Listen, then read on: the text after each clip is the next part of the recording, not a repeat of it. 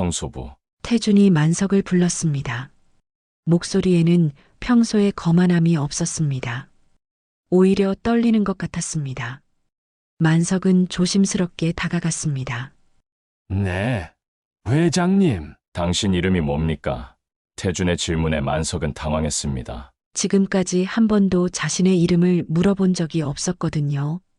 박만석입니다. 만석이 대답하자 태준의 얼굴이 더욱 창백해졌습니다. 편지에 적혀 있던 이름과 일치했기 때문입니다. 태준은 한참 동안 말을 하지 못했습니다. 끝까지 들어보시고 구독과 좋아요 부탁드려요. 새벽 10 서울 강남의 한 대기업 사옥 지하 화장실에서 하루가 시작됩니다. 70대 노인 박만석은 허리를 굽힌 변기 하나하나를 조심스럽게 닦아내고 있었습니다. 손에 묻은 락스 냄새가 코끝을 찌르지만 만석은 아랑곳하지 않고 묵묵히 자신의 일에 집중했습니다. 이 변기도 누군가의 소중한 공간이지. 만석은 속으로 중얼거리며 변기 모서리까지 꼼꼼히 닦아냈습니다. 그의 손놀림은 느렸지만 정성스러웠습니다. 마치 자신의 집 화장실을 청소하는 것처럼 세심하게 한 곳도 빠뜨리지 않고 말입니다. 변기 뚜껑 안쪽부터 바닥 모서리, 심지어 손잡이까지도 하나하나 세심하게 살펴보며 청소했습니다. 물때 하나, 얼룩 하나도 그냥 넘어가지 않았습니다. 지하 화장실은 항상 음침하고 습했습니다. 형광등 불빛이 차갑게 내려앉은 이곳에서 만석은 하루 종일 홀로 시간을 보냈습니다. 창문 하나 없는 이 공간에서 만석은 외로움을 달래며 일했습니다. 가끔 직장인들이 들어와서 볼일을 보고 나가면 만석은 그들이 남긴 흔적을 말끔히 지워냈습니다. 휴지 한 장, 물 한 방울까지도 놓치지 않았습니다. 그것이 만석의 일이었고 그는 그 일을 성실하게 해냈습니다. 만석의 하루는 언제나 같은 패턴이었습니다. 새벽에 일어나 간단한 아침을 먹고 지하철을 타고 회사에 와서 저녁까지 청소를 하는 것이었습니다. 지하철에서 사람들은 만석을 피해 앉곤 했습니다. 작업복에서 나는 냄새 때문이었죠. 하지만 만석은 개의치 않았습니다. 오히려 다른 사람들이 편하게 앉을 수 있어서 다행이라고 생각했습니다. 회사에 도착하면 만석은 제일 먼저 청소 도구를 점검했습니다. 걸레가 깨끗한지, 세제가 충분한지, 휴지는 넉넉한지 하나하나 확인했습니다. 준비가 끝나면 본격적인 청소가 시작됩니다. 변기부터 세면대, 바닥, 거울까지 순서대로 깨끗하게 만들어 나갔습니다. 점심시간에는 구석진 곳에서 혼자 도시락을 먹었습니다. 김치 몇 조각과 밥, 그리고 어제 남은 반찬이 전부였지만 만석은 감사한 마음으로 식사를 했습니다. 가끔 젊은 직원들이 지나가며 수군거리는 소리가 들렸습니다. 저 할아버지 매일 여기서 밥 드시네. 좀 그렇지 않나? 냄새도 나고. 하지만 만석은 들은 척하지 않았습니다. 오늘도 일할 수 있어서 고맙습니다. 만석은 작은 목소리로 혼잣말을 했습니다. 70이 넘은 나이에도 일할 곳이 있다는 것만으로도 그는 감사했습니다. 비록 남들이 기피하는 화장실 청소일이었지만 만석에게는 소중한 생계수단이었습니다. 국민연금만으로는 생활하기 어려웠고 자식들에게 손 벌리고 싶지 않았던 만석에게 이 일은 마지막 자존심이었습니다. 오후가 되면 청소하는 일도 더욱 바빠졌습니다. 점심시간 이후 화장실을 이용하는 사람들이 많아졌기 때문입니다. 만석은 쉴 틈 없이 화장실을 오가며 청소했습니다. 화장지를 보충하고 바닥을 닦고 세면대를 깨끗하게 만들었습니다. 때로는 막힌 변기를 뚫어야 할 때도 있었습니다. 더러운 일이었지만 만석은 묵묵히 해냈습니다. 오후 5시가 되어서야 만석은 청소도구를 정리했습니다. 허리를 펴며 작은 신음을 내뱉었지만 그의 얼굴에는 하루를 마친 뿌듯함이 어려 있었습니다. 거울을 보며 옷매무새를 다듬고 손을 깨끗이 씻었습니다. 퇴근 후에는 또 다른 일이 기다리고 있었습니다. 폐지를 줍는 일이었습니다. 만석은 낡은 손수레를 끌고 골목길을 누볐습니다. 상가 뒤편, 아파트 단지 곳곳에서 버려진 종이들을 하나씩 주워 담았습니다. 신문지, 박스, 잡지까지 버린 것 하나 없이 모두 주워 담았습니다. 무거운 손수레를 끌며 걷는 만석의 뒷모습은 쓸쓸해 보였지만 그의 걸음걸이는 여전히 당당했습니다. 폐지 한 장이라도 더 모으면 그만큼 생활비에 보탬이 되었습니다. 가끔 지나가는 아이들이 냄새난다 며 코를 막고 피해가는 모습을 보면서도 만석은 그저 웃을 뿐이었습니다. 어른들도 마찬가지였습니다. 고개를 돌리거나 얼굴을 찌푸리는 사람들을 보면서도 만석은 화를 내지 않았습니다. 오히려 자신 때문에 불편해하는 사람들에게 미안한 마음이 들었습니다. 이 나이 먹고 남의 돈 훔친 것도 아니고 땀 흘린 죄밖에 없는데 뭐. 만석은 스스로를 위로하며 다시 허리를 숙였습니다. 그의 손은 거칠었지만 마음만은 누구보다 깨끗했습니다. 정직하게 일해서 번 돈으로 하루하루를 살아가는 것이 그에게는 자랑스러운 일이었습니다. 저녁 늦게 집에 돌아온 만석은 간단한 저녁을 먹고 일찍 잠자리에 들었습니다. 좁은 원룸에서 혼자 사는 만석에게는 텔레비전이 유일한 친구였습니다. 뉴스를 보다가 졸음이 오면 잠들곤 했습니다. 내일도 똑같은 하루가 기다리고 있었지만 만석은 불평하지 않았습니다. 하지만 다음 날 아침 회사에서 들려온 고압적인 목소리가 만석을 움츠러들게 만들었습니다.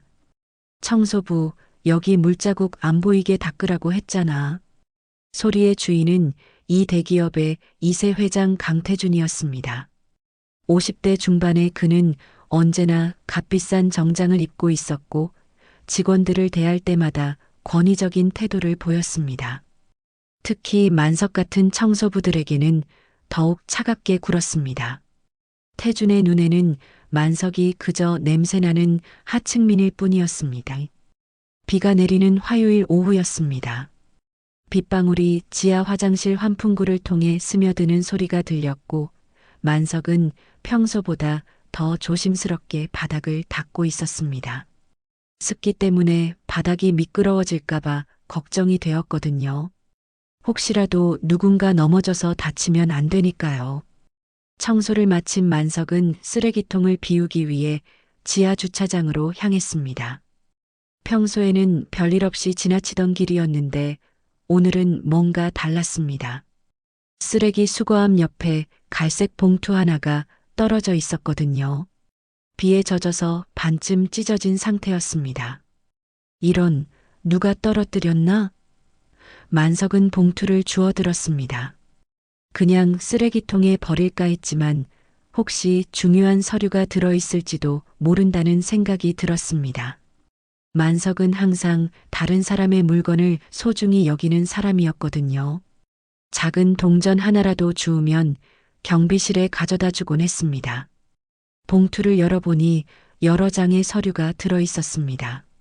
물에 젖어서 글씨가 번져 있긴 했지만 아직 읽을 수 있을 정도였습니다. 만석은 안경을 꺼내 쓰고 천천히 서류를 살펴보기 시작했습니다.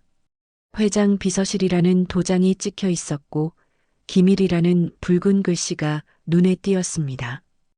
이런 중요한 서류를 어떻게 버렸을까? 만석은 고개를 가로저었습니다. 분명 직원의 실수로 분쇄되지 않은 채 버려진 것 같았습니다. 요즘 젊은 사람들은 너무 바빠서 이런 실수를 하는구나 싶었습니다. 만석은 서류를 비서실에 가져다 주려고 했습니다.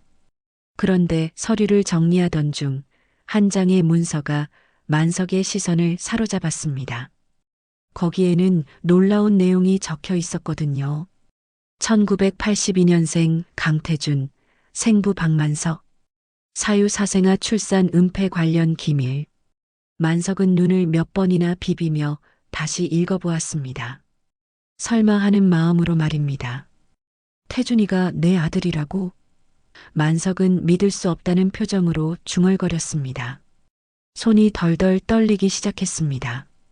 매일 자신을 무시하고 모욕하던 그 사람이 자신의 아들이라니요. 도저히 믿기지 않았습니다. 하지만 서류에는 분명히 자신의 이름이 적혀 있었고 태준의 생년월일도 정확했습니다. 만석은 주저앉아서 머리를 감싸쥐었습니다. 갑자기 어지러워졌거든요. 40년도 넘은 옛일이 머릿속에 떠올랐습니다. 그때 자신이 사랑했던 여인의 얼굴이 선명하게 기억났습니다. 이정화라는 이름의 아름다운 여인이었죠. 1981년 만석은 건설 현장에서 막노동을 하고 있었습니다. 젊은 나이였지만 가난했고 하루하루 살아가기도 힘든 시절이었습니다. 그때 현장 사무실에서 일하던 여사무원 이정화를 만났습니다. 23이었던 정화는 정말 예뻤습니다. 하얀 피부에 큰 눈, 그리고 언제나 밝은 미소를 지었죠. 처음에는 신분의 차이 때문에 감히 말을 걸지도 못했습니다. 만석은 그저 멀리서 바라보기만 했습니다. 하지만 정화가 먼저 말을 걸어왔습니다. 힘들지 않으세요? 점심은 드셨어요? 그런 따뜻한 말들이었습니다. 만석은 그런 정화에게 조금씩 마음을 열기 시작했습니다. 몇 달 후 둘은 사랑하는 사이가 되었습니다. 만석에게는 꿈만 같은 일이었습니다. 이렇게 예쁜 여자가 자신 같은 사람을 사랑해준다는 것이 믿어지지 않았거든요. 정화도 만석의 순수하고 성실한 마음을 좋아했습니다. 비록 가난했지만 만석은 정직하고 따뜻한 사람이었으니까요. 하지만 행복한 시간은 오래가지 않았습니다. 정화가 임신했다는 소식을 들었을 때 만석은 기뻤습니다. 결혼해서 행복하게 살겠다고 다짐했죠. 하지만 정화는 며칠 후 갑자기 사라졌습니다. 아무런 말도 없이 연락처도 남기지 않고 말입니다. 만석은 미친 듯이 정화를 찾아다녔습니다. 현장 사무실에 가서 물어봐도 아무도 정화의 행방을 알려주지 않았습니다. 오히려 그만 포기하라고 말하는 사람들이 많았습니다. 나중에야 알게 된 사실이지만 정화의 아버지가 대기업 창업주였고 정화는 그 외동딸이었던 것입니다. 그래서 그랬구나. 만석은 이제야 모든 것이 이해되었습니다. 가난한 막노동자와 대기업 창업주의 딸. 그 사이에는 넘을 수 없는 벽이 있었던 것입니다. 정화의 아버지가 강제로 둘을 갈라놓았고 정화는 어쩔 수 없이 만석을 떠나야 했던 것이죠. 태준이가 그때 정화 뱃속에 있던 아이였구나. 만석의 눈에서 눈물이 흘러내렸습니다. 40년 넘게 몰랐던 자신의 아들이 바로 눈앞에 있었던 것입니다. 그런데 그 아들은 자신을 짐승만도 못하게 대했습니다. 아이러니한 상황이었습니다. 만석은 한참 동안 그 자리에 앉아 있었습니다. 어떻게 해야 할지 알 수 없었거든요. 태준에게 사실을 알려야 할까요? 아니면 그냥 모르는 척 지내야 할까요? 여러 생각이 머릿속을 스쳐 지나갔습니다. 결국 만석은 결심했습니다. 태준에게 익명으로 편지를 보내기로 한 것입니다. 직접 말하기에는 너무 충격적일 수도 있고 또 태준이 믿지 않을 수도 있었거든요. 편지라면 차근차근 설명할 수 있을 것 같았습니다. 만석은 떨리는 손으로 편지를 썼습니다. 당신의 친부는 당신이 매일 무시하던 청소부입니다. 당신이 입에 담았던 말들을 당신 스스로에게도 해줄 수 있나요? 편지를 다 쓰고 나서 만석은 한숨을 깊게 내쉬었습니다. 이제 모든 것이 바뀔 것만 같았습니다. 편지를 보낸 다음 날 만석은 평소보다 더 일찍 회사에 나왔습니다. 밤새 잠을 이루지 못해서 새벽 4시에 일어났거든요. 태준이 편지를 받고 어떤 반응을 보일지 궁금하면서도 두려웠습니다. 혹시 화를 낼까봐, 혹시 믿지 않을까봐 걱정이 앞섰습니다. 지하 화장실에서 청소를 하면서도 만석의 마음은 차분하지 않았습니다. 손이 떨려서 걸레질도 제대로 되지 않았습니다. 40년 넘게 숨겨져 있던 비밀이 드러나는 순간이었으니까요. 만석은 계속해서 시계를 쳐다보며 태준이 출근할 시간을 기다렸습니다. 오전 9시 태준이 평소와 같이 회사에 도착했습니다. 하지만 뭔가 달라 보였습니다. 얼굴이 창백했고 눈 밑에는 다크서클이 짙게 깔려 있었습니다. 분명히 편지를 받았구나 싶었습니다. 만석은 가슴이 두근거렸습니다. 태준은 곧바로 비서실로 향했습니다. 그리고 비서에게 뭔가를 지시하는 모습이 보였습니다. 만석은 멀리서 그 모습을 지켜보며 불안해했습니다. 혹시 자신을 해고하라고 지시하는 건 아닐까 하는 생각이 들었거든요. 점심시간이 되자 태준은 평소와 다른 행동을 보였습니다. 지하층으로 내려온 것입니다. 태준은 거의 지하층에 오지 않는 사람이었는데 말입니다. 만석은 화장실 구석에 숨어서 태준의 움직임을 살펴봤습니다. 태준은 화장실 입구에서 한참 동안 망설이더니 결국 들어왔습니다. 거울 앞에 서서 자신의 얼굴을 유심히 바라봤습니다. 그리고 만석이 있는 쪽을 힐끗 쳐다봤습니다. 눈이 마주쳤을 때 태준의 표정에는 복잡한 감정이 담겨 있었습니다. 청소부. 태준이 만석을 불렀습니다. 목소리에는 평소의 거만함이 없었습니다. 오히려 떨리는 것 같았습니다. 만석은 조심스럽게 다가갔습니다. 네, 회장님. 당신 이름이 뭡니까? 태준의 질문에 만석은 당황했습니다. 지금까지 한 번도 자신의 이름을 물어본 적이 없었거든요. 박만석입니다. 만석이 대답하자 태준의 얼굴이 더욱 창백해졌습니다. 편지에 적혀 있던 이름과 일치했기 때문입니다. 태준은 한참 동안 말을 하지 못했습니다. 그저 만석의 얼굴을 뚫어져라 쳐다볼 뿐이었습니다. 언제부터 여기서 일했습니까? 태준이 다시 물었습니다. 한 5년 정도 됐습니다. 만석의 대답을 들은 태준은 고개를 끄덕였습니다. 그리고 갑자기 화장실을 나가버렸습니다. 만석은 어리둥절했습니다. 뭔가 말하려던 것 같았는데 결국 아무 말도 하지 않고 가버린 것입니다. 그날 오후 태준은 개인 병원으로 향했습니다. DNA 검사를 의뢰하기 위해서였습니다. 편지의 내용이 사실인지 확인하고 싶었거든요.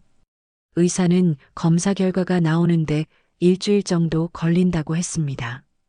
태준에게는 그 일주일이 마치 1년같이 느껴졌습니다. 일주일 후 검사 결과가 나왔습니다. 99.9% 친자 관계 확정이었습니다. 태준은 결과지를 받아들고 한참 동안 멍하니 앉아 있었습니다. 정말로 만석이 자신의 아버지였던 것입니다. 그동안 자신이 얼마나 잔인하게 아버지를 대했는지 깨달았습니다. 하지만 태준은 이 사실을 공개하지 않기로 결심했습니다. 이런 사실이 알려지면 우리 그룹 이미지가 어떻게 되겠어? 태준에게는 회사의 체면이 가족보다 중요했습니다. 자신의 아버지가 청소부라는 사실이 알려지면 주주들과 언론이 어떻게 반응할지 뻔했거든요. 다음 날부터 태준의 태도는 더욱 나빠졌습니다. 오히려 전보다 더 가혹하게 만석을 대했습니다. 마치 자신의 분노를 만석에게 퍼붓는 것 같았습니다. 왜 하필 내 아버지가 청소부야? 태준은 이런 현실을 받아들일 수 없었습니다. 어느 날 태준은 일부러 화장실 변기에 침을 뱉었습니다. 그리고 만석에게 말했습니다. 청소 안 하나? 더럽잖아. 만석은 아무 말 없이 침을 닦아냈습니다. 자신의 아들이 뱉은 침을 말입니다. 만석의 마음은 찢어질 것 같았지만 참았습니다. 사람들 앞에서도 태준은 만석을 모욕했습니다. 이런 더러운 늙은이가 우리 회사에 있으면 회사 이미지가 나빠져. 직원들은 웃으며 태준의 말에 맞장구 쳤습니다. 하지만 아무도 그들이 부자 사이라는 사실을 몰랐습니다. 만석은 모든 것을 조용히 참았습니다. 하지만 그의 눈빛에는 묘한 결의가 담겨 있었습니다. 언젠가는 태준이 깨달을 것이라는 믿음이 있었거든요. 진정한 가족의 의미를, 인간의 존엄성을 말입니다. 퇴근 후 집에 돌아온 만석은 오래된 사진첩을 꺼냈습니다. 그 안에는 정화와 함께 찍은 사진 한 장이 들어 있었습니다. 흑백 사진이었지만 정화의 미소는 여전히 아름다웠습니다. 정화야, 우리 아들이 이렇게 자랐구나. 너는 어떻게 생각할까? 만석은 사진을 보며 중얼거렸습니다. 그날 밤 만석은 편지를 한 통 더 썼습니다. 하지만 이번에는 보내지 않았습니다. 그저 자신의 마음을 정리하기 위해서였습니다. 태준아, 아빠가 미안하다. 내가 이렇게 자란 건 다 아빠 탓이야. 아빠가 없어서 너무 외로웠겠구나. 편지를 쓰며 만석의 눈에서 눈물이 떨어졌습니다. 하지만 만석은 포기하지 않았습니다. 언젠가는 태준이 자신의 마음을 알아줄 것이라고 믿었습니다. 그때까지 자신은 묵묵히 기다리기로 했습니다. 아버지로서 할 수 있는 마지막 사랑이었습니다. DNA 검사 결과를 확인한 후 태준의 행동은 더욱 극단적으로 변했습니다. 마치 자신 안의 분노와 혼란을 만석에게 쏟아내는 것 같았습니다. 태준은 매일 아침 출근하면서 지하 화장실을 들르는 것이 일과가 되었습니다. 만석을 괴롭히기 위해서였죠. 청소부, 어제 청소 제대로 안 했네. 태준은 흠집 하나 없는 깨끗한 화장실을 보면서도 트집을 잡았습니다. 만석은 고개를 숙이며 대답했습니다. 죄송합니다. 다시 하겠습니다. 태준은 만석의 고분고분한 태도가 더욱 화가 났습니다. 왜 저항하지 않는 거지? 왜 가만히 있는 거지? 그런 생각들이 태준을 더욱 분노하게 만들었습니다. 어느 날 태준은 일부러 화장실 바닥에 커피를 엎질렀습니다. 그리고 만석을 불렀습니다. 청소부, 여기 치워. 만석은 아무 말 없이 걸레를 가져와서 바닥을 닦기 시작했습니다. 태준은 그런 만석을 내려다보며 말했습니다. 평생 이런 일이나 하면서 살아야지. 다른 게 뭘 할 수 있겠어. 만석은 손을 멈추지 않고 계속 바닥을 닦았습니다. 마음속으로는 울고 있었지만 겉으로는 드러내지 않았습니다. 자신의 아들이 이렇게 자신을 대한다는 것이 슬펐지만 그래도 태준을 원망하지는 않았습니다. 오히려 자신이 태준 곁에 있어주지 못한 것을 미안해했습니다. 태준은 직원들 앞에서도 만석을 모욕하기 시작했습니다. 임원 회의가 끝난 후 회의실을 청소하러 온 만석을 보며 태준은 큰 소리로 말했습니다. 이런 냄새나는 늙은이가 회의실에 들어와도 되나? 임원들은 어색한 웃음을 지었지만 아무도 태준을 말리지 않았습니다. 회장님 말씀이 맞습니다. 좀 더 젊은 청소부를 고용하는 게 어떨까요? 한 임원이 맞장구 쳤습니다. 태준은 만족스러운 표정을 지었습니다. 그러게 말입니다. 이런 인간들이 우리 회사 품격을 떨어뜨리는 거죠. 만석은 구석에서 조용히 청소를 계속했습니다. 마치 아무것도 듣지 못한 것처럼 말입니다. 하지만 태준의 마음속 깊은 곳에서는 죄책감이 자라고 있었습니다. 밤에 잠들기 전이면 어린 시절의 기억들이 떠올랐습니다. 비 오는 날 혼자 집 앞에서 울고 있던 자신을 안아주던 따뜻한 품이 생각났습니다. 그때 그 품이 바로 만석의 품이었다는 것을 이제는 알고 있었습니다. 어린 태준은 외할아버지 집에서 자랐습니다. 어머니 정화는 태준을 낳은 후 산후우울증으로 몇 년간 고생했고 외할아버지는 손자를 극진히 아꼈지만 때로는 너무 엄격했습니다. 태준이 5살 때였습니다. 비 오는 날 유치원에서 혼자 집으로 돌아왔는데 집에는 아무도 없었습니다. 문 앞에서 울고 있던 태준에게 한 할아버지가 다가왔습니다. 얘야, 왜 울고 있니? 그 할아버지는 태준을 집 안으로 데려가서 따뜻한 우유를 끓여주었습니다. 그리고 동화책을 읽어주며 가족이 올 때까지 기다려 주었습니다. 태준은 그때의 따뜻함을 평생 잊지 못했습니다. 외할아버지가 돌아왔을 때 그 할아버지는 조용히 사라졌습니다. 외할아버지는 화를 냈습니다. 모르는 사람 따라가면 안 된다고 했잖니. 하지만 태준은 그 할아버지가 나쁜 사람이 아니라는 것을 알고 있었습니다.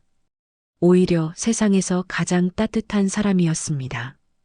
그 후로 태준은 가끔 그 할아버지를 보게 되었습니다. 동네 어귀에서 폐지를 줍고 있거나 공원에서 혼자 앉아 있는 모습을 말입니다. 태준은 인사하고 싶었지만 외할아버지가 무서워서 그러지 못했습니다. 대신 멀리서 지켜보기만 했습니다. 시간이 흘러 태준이 대학생이 되었을 때 더 이상 그 할아버지를 볼 수 없었습니다. 이사를 갔나 보다 생각했습니다. 하지만 지금 생각해보니 그 할아버지가 바로 만석이었던 것입니다. 자신의 친아버지였던 것입니다. 태준은 이런 기억들 때문에 더욱 괴로웠습니다. 어린 시절 자신에게 그렇게 따뜻했던 사람을 지금은 이렇게 차갑게 대하고 있으니까요. 하지만 태준은 이 모든 것이 만석의 잘못이라고 생각했습니다. 왜 진작 자신에게 말하지 않았을까? 왜 이렇게 비참한 모습으로 나타났을까? 만약 아버지가 성공한 사람이었다면 얼마나 좋았을까? 태준은 이런 생각을 하며 더욱 만석을 원망했습니다. 자신의 아버지가 청소부라는 사실이 수치스러웠습니다. 그래서 더욱 만석을 멀리하려고 했습니다. 어느 날 저녁 태준은 만석이 퇴근하는 모습을 창문에서 지켜봤습니다. 구부정한 허리, 낡은 옷차림, 무거운 발걸음, 모든 것이 초라해 보였습니다. 태준은 창문을 닫고 돌아서며 중얼거렸습니다. 저런 사람이 내 아버지라니. 절대 인정할 수 없어. 하지만 마음 한구석에서는 다른 목소리가 들렸습니다. 그래도 아버지잖아. 그래도 내가 어릴 때 돌봐준 사람.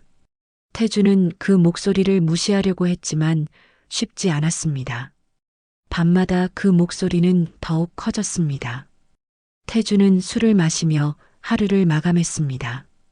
술에 취하면 모든 것을 잊을 수 있을 것 같았습니다. 하지만 술이 깨면 현실은 그대로 있었습니다. 만석은 여전히 자신의 아버지였고 자신은 여전히 그를 괴롭히고 있었습니다. 한 달 후 회사에서는 분기별 임원 회식이 열렸습니다. 태준은 이날을 특별히 기다렸습니다. 평소보다 더 많은 사람들 앞에서 만석을 모욕할 기회였거든요. 마치 자신의 수치심을 만석에게 되돌려주고 싶어 하는 것 같았습니다. 회식 장소는 회사 최고층에 있는 임원 전용 식당이었습니다. 넓은 홀에는 둥근 테이블 여러 개가 놓여 있었고 임원들과 팀장급 직원들이 모여 있었습니다. 모두 비싼 정장을 입고 있었고 분위기는 화기애애했습니다. 태준은 주인공인 듯 여러 사람들과 인사를 나누며 돌아다녔습니다. 회식이 한창 무르익을 무렵 누군가가 와인을 엎지르는 사고가 일어났습니다. 붉은 와인이 하얀 카펫에 번져나가기 시작했습니다. 어머, 이걸 어떻게 하죠? 한 직원이 당황하며 말했습니다. 태준은 이때를 놓치지 않았습니다. 청소부를 불러야겠네요. 그리고 직접 만석을 부르러 갔습니다. 만석은 평소처럼 지하에서 마지막 청소를 하고 있었습니다.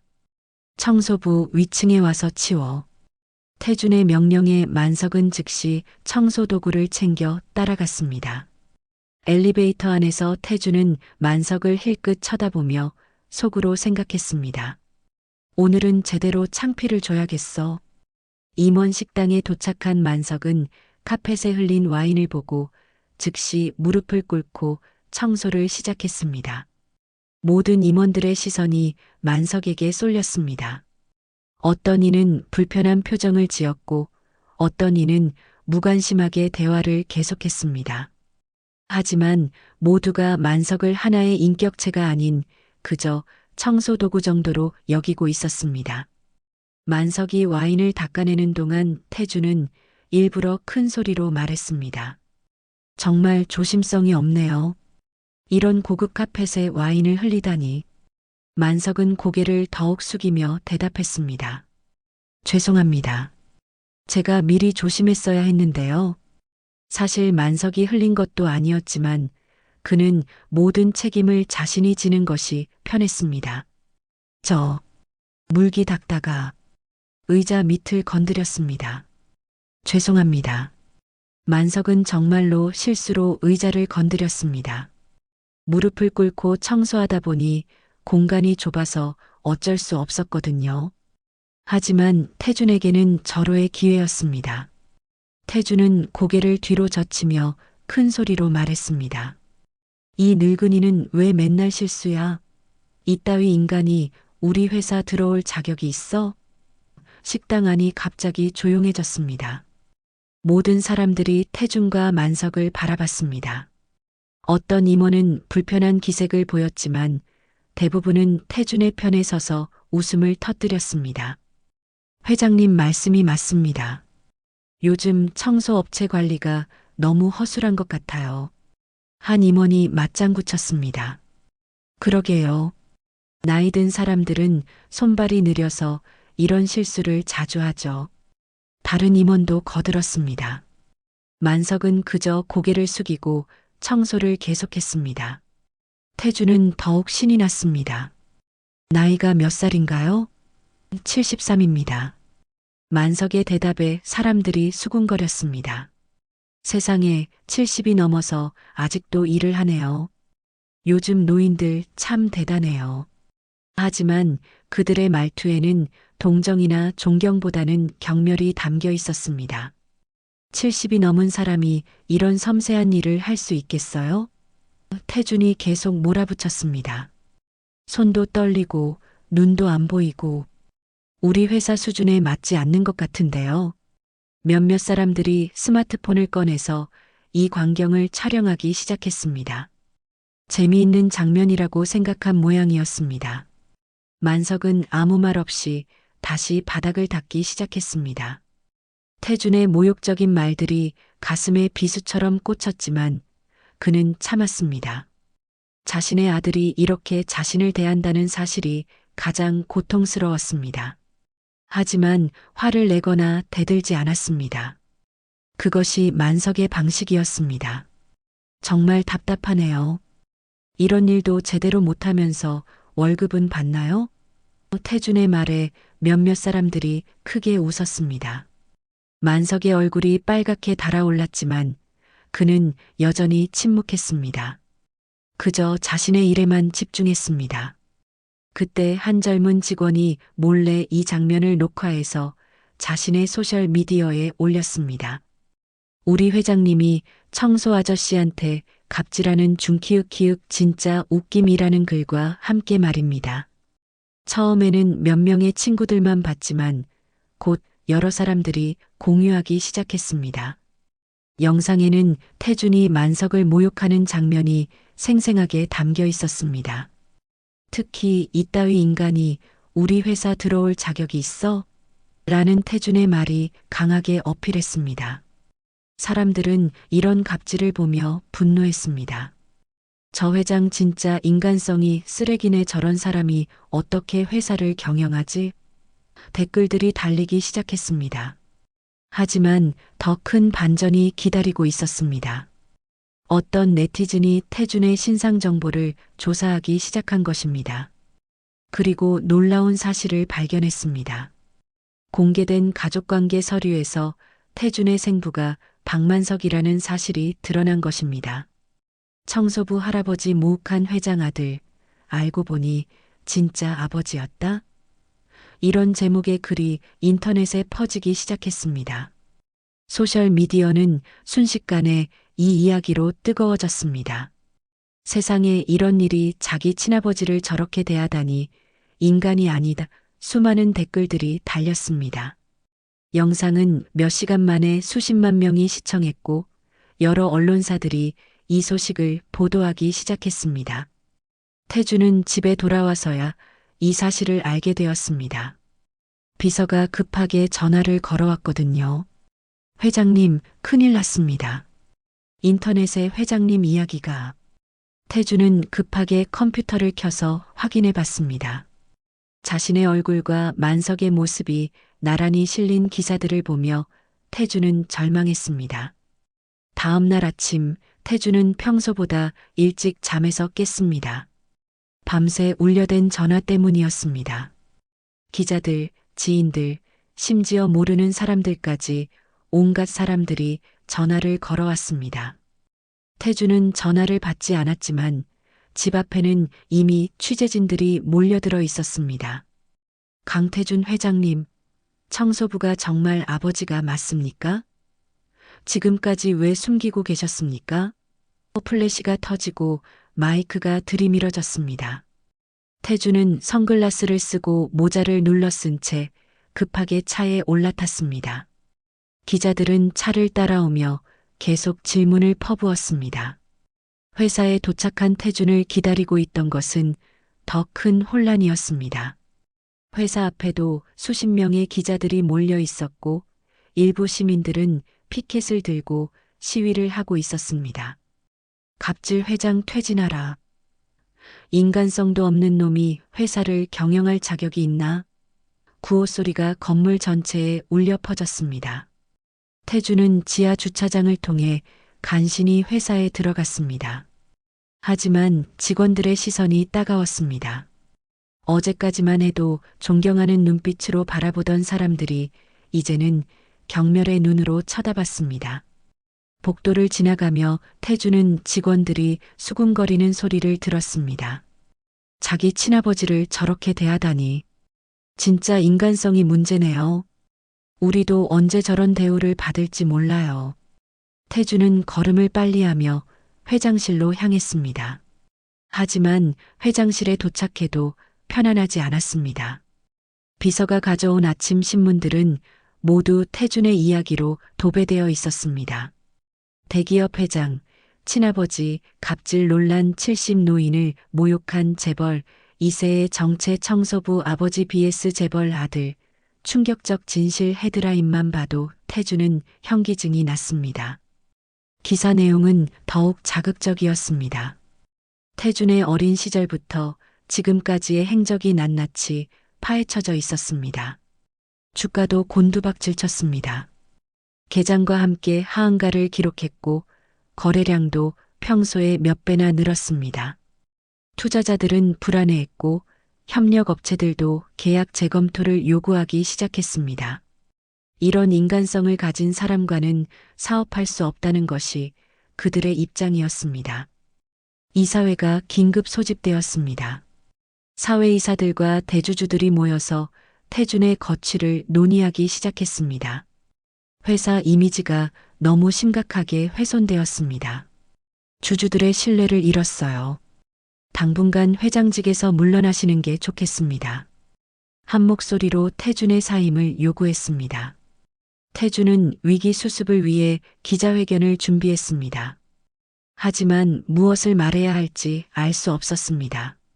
사실을 인정하자니 더 큰 파장이 일 것 같았고 부인하자니 이미 증거가 너무 명확했습니다. 태준은 머리를 감싸쥐고 고민했습니다. 한편 만석은 이 모든 소동을 조용히 지켜보고 있었습니다. 기자들이 찾아와서 인터뷰를 요청했지만 만석은 모든 것을 거절했습니다. 할 말이 없습니다. 그냥 조용히 지내고 싶어요. 만석의 대답은 이것뿐이었습니다. 기자들은 더 자극적인 이야기를 원했지만 만석은 끝까지 입을 열지 않았습니다. 시민들의 분노는 날이 갈수록 커졌습니다. 온라인 커뮤니티에서는 태준을 비판하는 글들이 넘쳐났습니다. 저런 사람이 어떻게 회사를 경영하나, 직원들이 얼마나 고생하겠어, 당장 사퇴해야 한다. 여론은 완전히 태준에게 등을 돌렸습니다. 고객들도 불매운동을 시작했습니다. 회사 제품을 사지 않겠다는 선언이 소셜미디어에 넘쳐났습니다. 매출은 급격히 떨어지기 시작했고 주요 고객사들도 계약 중단을 통보해 왔습니다. 인간성이 의심되는 회사와는 거래할 수 없다는 것이 그들의 입장이었습니다. 태준은 점점 궁지에 몰렸습니다. 어디를 가도 사람들의 시선이 따가웠고 무엇을 해도 비판만 쏟아졌습니다. 평생 누려왔던 권력과 부가 하루아침에 무너져 내리는 것을 느꼈습니다. 그제서야 태준은 자신이 얼마나 잘못된 일을 해왔는지 깨닫기 시작했습니다. 그런데 가장 놀라운 것은 만석의 반응이었습니다. 그토록 많은 사람들이 태준을 비판하고 있는데 정작 피해 당사자인 만석만은 아무 말도 하지 않았습니다. 고소는커녕 인터뷰도 거절했습니다. 오히려 태준을 걱정하는 것 같았습니다. 어느 기자가 만석에게 물었습니다. 아들에게 복수하고 싶지 않으세요? 만석은 고개를 천천히 저었습니다. 복수요? 저는 아버지가 아닙니다. 제 아들은 저를 그렇게 대하지 않습니다. 이 한마디가 모든 것을 말해주고 있었습니다. 만석의 말은 인터넷에 퍼지면서 더 큰 화제가 되었습니다. 저는 아버지가 아닙니다. 제 아들은 저를 그렇게 대하지 않습니다. 이 문장은 수많은 사람들의 가슴을 울렸습니다.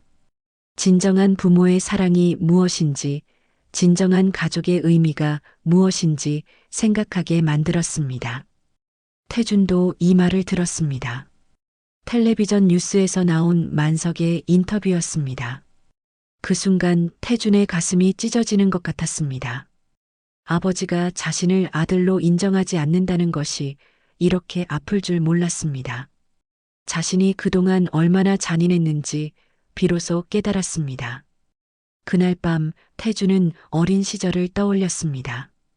비 오는 날 자신을 안아주던 따뜻한 품, 동화책을 읽어주던 부드러운 목소리, 우유를 끓여주던 정성스러운 손길, 모든 것이 만석의 것이었습니다. 자신의 아버지였던 만석의 사랑이었습니다. 아버지. 태준은 처음으로 만석을 아버지라고 불러보았습니다. 하지만 그 아버지는 이제 자신을 아들로 인정하지 않았습니다. 태준은 무엇을 잃었는지 비로소 깨달았습니다. 돈도 권력도 아닌 가장 소중한 것을 잃었다는 것을 말입니다. 일주일 후 이사회는 최종 결정을 내렸습니다.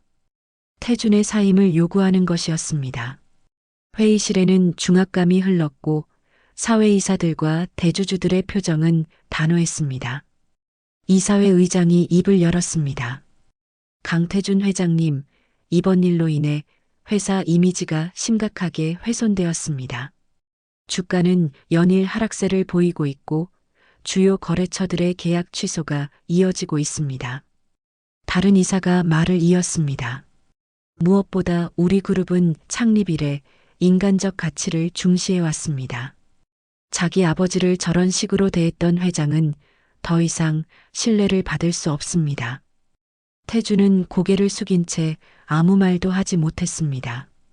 변명할 수도 없었고 반박할 논리도 없었습니다. 모든 것이 사실이었고 모든 것이 자신의 잘못이었습니다. 회장직에서 사임하시고 당분간 경영에서 손을 떼시기 바랍니다. 이사회의 최종 통보였습니다. 회의가 끝난 후 태준은 텅 빈 회장실에 혼자 남았습니다. 평생 꿈꿔왔던 자리, 무엇보다 소중하게 여겼던 권력의 자리에서 내려와야 하는 순간이었습니다. 책상 위에는 사임서가 놓여 있었고 태준은 떨리는 손으로 펜을 들었습니다. 사임서에 서명을 하면서 태준의 머릿속에는 온갖 생각들이 스쳐 지나갔습니다. 어릴 때부터 외할아버지에게 들었던 성공해야 한다는 말들, 가문의 명예를 지켜야 한다는 가르침들. 하지만 정작 가장 중요한 것을 놓치고 살았다는 생각이 들었습니다. 서명을 마친 태주는 만석을 찾아갔습니다. 지하 화장실에서 평소와 다름없이 청소를 하고 있는 만석의 모습이 보였습니다. 태주는 한참 동안 입구에 서서 망설였습니다. 뭐라고 말해야 할지, 어떤 표정으로 다가가야 할지 알 수 없었습니다. 아버지. 태준이 조심스럽게 입을 열었습니다. 만석은 손을 멈추고 뒤를 돌아봤습니다. 태준의 얼굴에는 지금까지 본 적 없는 표정이 어려 있었습니다. 교만함도 거만함도 없는 그저 한 명의 초라한 인간의 모습이었습니다. 죄송합니다. 태준은 무릎을 꿇었습니다. 평생 누구에게도 무릎을 꿇어본 적 없던 태준이 아버지 앞에서 무릎을 꿇은 것입니다. 아버지, 정말 죄송합니다. 아니, 아버지라 부를 자격도 없죠. 태준의 목소리는 떨리고 있었습니다. 만석은 아무 말 없이 태준을 바라봤습니다. 그의 눈에는 복잡한 감정이 섞여 있었습니다. 분노도 있었고, 슬픔도 있었고, 그리움도 있었습니다. 하지만 가장 큰 것은 연민이었습니다. 자신의 아들에 대한 아버지의 마음이었습니다. 지금까지 제가 얼마나 잘못 살아왔는지 깨달았습니다. 태준이 계속 말했습니다. 권력과 돈만 중요하다고 생각했어요. 다른 사람들을 무시하고 특히 아버지를 그렇게 대했던 제가 정말 한심합니다. 태준의 눈에서 눈물이 흘러내렸습니다. 어릴 때 비 오는 날 저를 안아주신 분이 아버지였다는 걸 이제야 깨달았어요. 동화책을 읽어주시고 따뜻한 우유를 끓여주셨던 분이 아버지였다는 걸 말이에요. 태준은 어린 시절의 기억들을 떠올리며 말했습니다. 그때는 몰랐어요. 그 따뜻함이 아버지의 사랑이었다는 걸. 만석은 여전히 말이 없었습니다. 하지만 그의 손이 조금씩 움직이기 시작했습니다. 주머니에서 낡은 손수건을 꺼내더니 태준에게 다가갔습니다. 그리고 태준의 손을 조심스럽게 닦아주기 시작했습니다. 손부터 깨끗이 해라. 그래야 마음도 씻긴다. 만석이 처음으로 입을 열었습니다. 그의 목소리는 여전히 따뜻했습니다. 40년 전이나 지금이나 변하지 않은 아버지의 목소리였습니다. 태준은 그 목소리를 들으며 더욱 큰 울음을 터뜨렸습니다. 아버지, 저를 용서해 주세요. 태준이 간절히 말했습니다. 제가 얼마나 나쁜 짓을 했는지 알아요. 하지만 이제부터는 달라지겠습니다. 정말로 달라지겠습니다. 만석은 태준의 손을 계속 닦아주면서 말했습니다.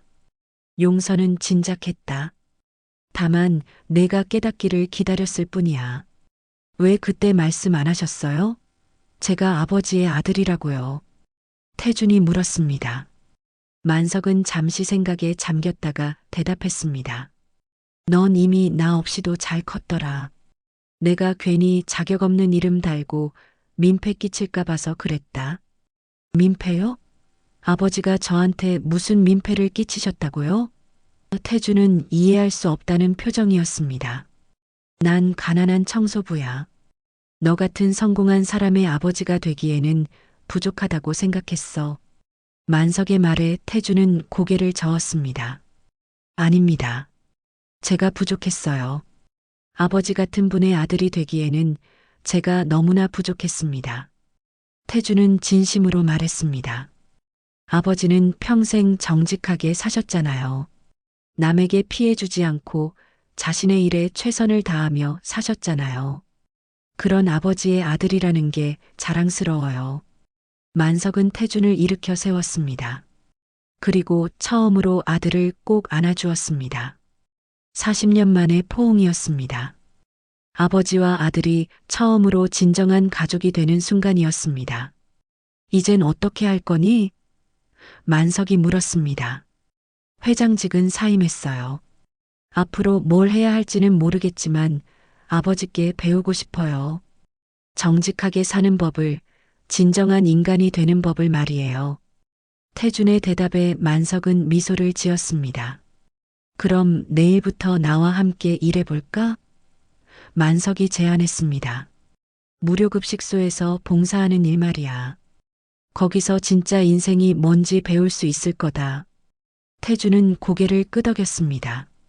네, 아버지. 가르쳐 주세요. 석 달이 지났습니다. 만석은 더 이상 대기업 사옥의 지하 화장실에서 일하지 않았습니다. 하지만 그는 더 이상 고개 숙인 청소부가 아니었습니다. 매일 아침 7시 만석은 도시락을 들고 시내 무료급식소로 향했습니다. 이름표도 없이 특별한 호칭도 없이 그저 한 명의 봉사자로서 말입니다. 무료급식소는 홍제동 언덕 위에 있는 작은 건물이었습니다. 낡았지만 깨끗했고 좁았지만 따뜻했습니다. 만석은 이곳에서 매일 200여 명의 어르신들과 노숙자들에게 따뜻한 밥을 나눠주었습니다. 그의 손놀림은 여전히 느렸지만 마음만큼은 누구보다 정성스러웠습니다. 할아버지, 오늘 국 정말 맛있네요. 한 할머니가 만석에게 말했습니다. 고맙습니다. 내일은 더 맛있게 끓여드릴게요. 만석은 환한 미소를 지으며 대답했습니다. 이곳에서 만석은 진정으로 필요한 사람이었습니다. 누군가에게 도움이 되는 존재였습니다. 토요일 오전 무료급식소에 익숙하지 않은 발걸음이 들렸습니다. 태준이었습니다. 처음에는 어색해했지만 이제는 자연스럽게 앞치마를 두르고 아버지를 도왔습니다. 밥을 푸고 국을 나누고 설거지를 하는 모든 일에 태준도 함께했습니다. 처음엔 이런 일이 어색했지만 지금은 이게 가장 소중한 시간이에요. 태준이 만석에게 말했습니다. 사람들이 고맙다고 말할 때 정말 뿌듯해요. 회사에서 받던 보고서보다 훨씬 의미 있는 것 같아요. 만석은 고개를 끄덕이며 웃었습니다. 태준은 정말로 변했습니다. 예전의 거만한 모습은 온데간데 없었습니다. 대신 겸손하고 따뜻한 사람이 되어 있었습니다. 급식소에 오는 어르신들은 태준을 착한 아들이라고 불렀습니다. 누구도 그가 전직 대기업 회장이라는 사실을 알지 못했고 알려고 하지도 않았습니다. 점심시간이 끝나면 두 사람은 늘 나무 그늘 아래서 함께 식사를 했습니다. 도시락은 간단했지만 마음은 풍성했습니다. 김치 몇 조각과 밥, 그리고 어제 남은 반찬이 전부였지만 태준에게는 어떤 고급 레스토랑보다 맛있었습니다. 아버지, 왜 그때 제게 말씀 안 하셨어요? 태준이 다시 한번 물었습니다. 이미 여러 번 들은 질문이었지만 만석은 인내심을 가지고 대답했습니다. 넌 이미 나 없이도 잘 컸더라. 내가 괜히 자격 없는 이름 달고 민폐 끼칠까 봐서 그랬다. 민폐가 아니라 축복이었어요. 태준이 진심으로 말했습니다. 아버지가 없었다면 저는 계속 그런 식으로 살았을 거예요. 다른 사람들을 무시하고 권력만 중요하게 여기면서 말이에요. 아버지 덕분에 진짜 중요한 게 뭔지 깨달았어요. 만석은 국수를 후루룩 먹으며 말했습니다. 중요한 건 앞으로야. 과거는 이미 지나간 일이고 앞으로 어떻게 살 것인가가 더 중요하다. 태준은 고개를 끄덕였습니다. 네, 아버지. 이제부터는 정말로 의미 있는 삶을 살고 싶어요. 몇 주 후 태준은 새로운 결심을 만석에게 이야기했습니다. 아버지, 새로운 사업을 시작하려고 해요. 무료급식소나 노인복지시설을 지원하는 사회적 기업 말이에요. 만석은 흥미로운 표정으로 들었습니다. 이윤을 목적으로 하는 게 아니라 정말로 도움이 필요한 사람들을 위한 일을 하고 싶어요. 좋은 생각이다. 하지만 쉽지 않을 거야. 만석이 말했습니다. 알아요. 하지만 해보고 싶어요. 아버지께서 가르쳐 주신 정직함과 성실함으로 말이에요. 태준의 눈에는 새로운 열정이 타오르고 있었습니다. 어느 일요일 오후 두 사람은 한강공원을 산책했습니다. 가을 햇살이 따뜻했고 강바람이 시원했습니다. 많은 가족들이 돗자리를 펴고 즐거운 시간을 보내고 있었습니다. 태주는 그런 광경을 보며 감사했습니다. 자신도 이제 진정한 가족이 있다는 것이 말입니다. 아버지, 이젠 아버지 이름 석자, 제가 세상에 알릴게요. 태준이 말했습니다.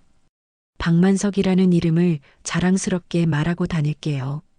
제 아버지라고 말이에요. 만석은 잠시 놀란 표정을 지었다가 미소를 지었습니다. 괜찮겠니? 사람들이 뭐라고 할 텐데. 만석이 걱정스럽게 물었습니다. 상관없어요. 오히려 자랑스러워요. 정직하고 성실한 아버지를 둔 것이 말이에요. 태준의 목소리에는 확신이 담겨 있었습니다. 그날 저녁 태준은 기자회견을 열었습니다. 오랜만에 대중 앞에 선 태준의 모습은 완전히 달라 보였습니다. 겸손하고 진실한 모습이었습니다. 제 아버지는 박만석입니다. 평생 정직하게 살아오신 분입니다. 저는 그런 아버지가 자랑스럽습니다. 태준의 고백은 많은 사람들에게 감동을 주었습니다. 진정한 회개와 변화의 모습을 보여준 것입니다. 그 후 태준은 실제로 사회적 기업을 설립했고 많은 무료급식소와 노인복지시설을 지원하기 시작했습니다. 카메라는 천천히 멀어져 갔습니다. 무료급식소 마당에서 함께 일하는 만석과 태준의 모습이 보였습니다. 아버지는 여전히 구부정한 허리로 일하고 있었고 아들은 그런 아버지를 도우며 함께 웃고 있었습니다. 세상은 크게 바뀌지 않았습니다. 여전히 부조리하고 불공평한 일들이 많았습니다. 하지만 적어도 이 두 사람은 분명히 변했습니다. 진정한 가족이 되었고 진정한 인간이 되었습니다. 그리고 그들의 작은 변화가 다른 사람들에게도 희망을 주고 있었습니다. 만석의 뒷모습과 태준의 눈빛 속에는 새로운 시작이 담겨 있었습니다. 늦었지만 진정한 부자의 사랑이, 진정한 가족의 의미가 그곳에 있었습니다.